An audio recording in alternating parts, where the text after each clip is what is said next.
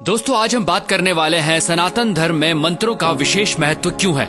आखिर मंत्र क्यों बनाए गए, ये मंत्र हैं क्या, किसने बनाए, एक मंत्र को उसके सही उच्चारण के साथ ही क्यों बोलना चाहिए।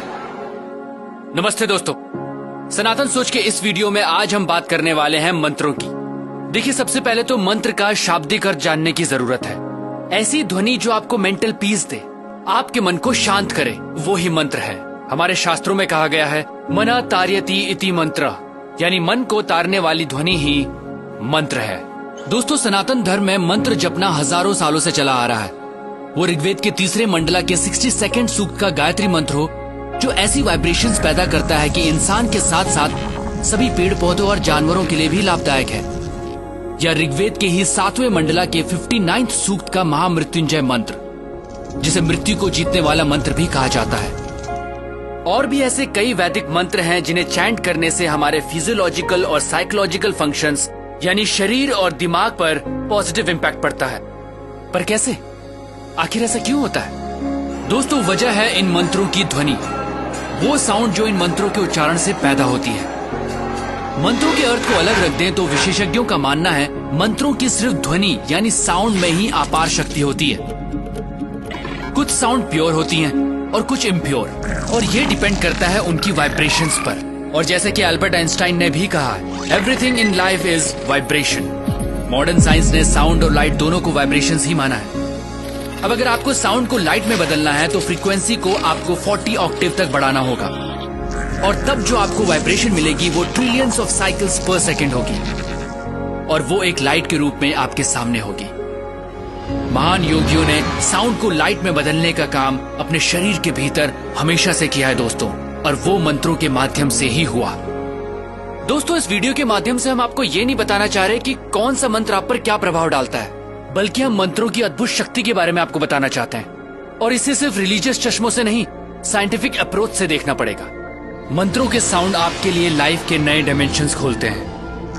ये ऐसी साइंस है जिसमें आप साउंड की मदद से अपने आसपास और अपने अंदर एक खास एटमॉस्फेयर बनाते हैं, जिससे आपका माइंड एक्टिवेट होता है। लगातार मंत्रों की चैंटिंग से न सिर्फ फोकस बेटर होता है, बल्कि मेमोरी और अटेंशन भी बढ़ता है, क्योंकि मंत्र आपके ब्रेन सेल्स एक्टिवेट करने में हेल्पफुल साबित होते हैं। अगर मंत्रों को सही उच्चारण, सही फ्रीक्वेंसी के साथ बोला जाता है तो न सिर्फ ब्रेन को प्रॉपर ऑक्सीजन पहुंचती है, बल्कि ब्लड प्रेशर भी कंट्रोल में आ सकता है।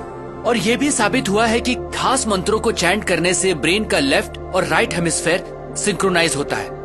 आम की बात करें तो इसे ओरिजिनल साउंड ऑफ क्रिएशन भी कहा जाता है। ऐसा माना जाता है कि हजारों साल पहले जब ध्यान लगाने वाले तपस्वियों और ऋषियों ने गहरी ध्यान की प्रक्रिया के दौरान जो साउंड सुनी थी वो आम की ही थी।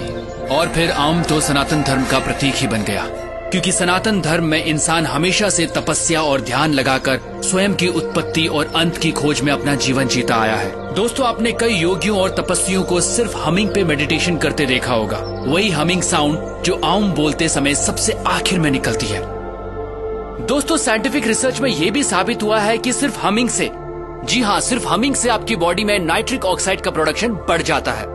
नाइट्रिक ऑक्साइड एक खास कंपाउंड होता है जो नर्वस, इम्यून और कार्डियोवास्कुलर सिस्टम्स में होने वाली कई प्रोसेसेस में हेल्प करता है। ये बात सनातन धर्म में करीब 15,000 साल पहले से भी चली आ रही है। तो दोस्तों, ये कहना जरा भी अतिशयोक्ति नहीं होगी कि ऋषि मुनि उस काल के साइंटिस्ट ही थे जो लगातार ह्यूमन बॉडी को अपग्रेड करने के तरीके ढूंढ रहे थे, और मंत्र उन साइंटिस्ट्स के एक तरह के टूल थे। अगर बच्चों को मंत्रों की इंपॉर्टेंस समझाई जाए और बचपन से मंत्रों की चैंटिंग की आदत डाली जाए तो उनके ब्रेन का डेवलपमेंट एक अलग लेवल पर होगा।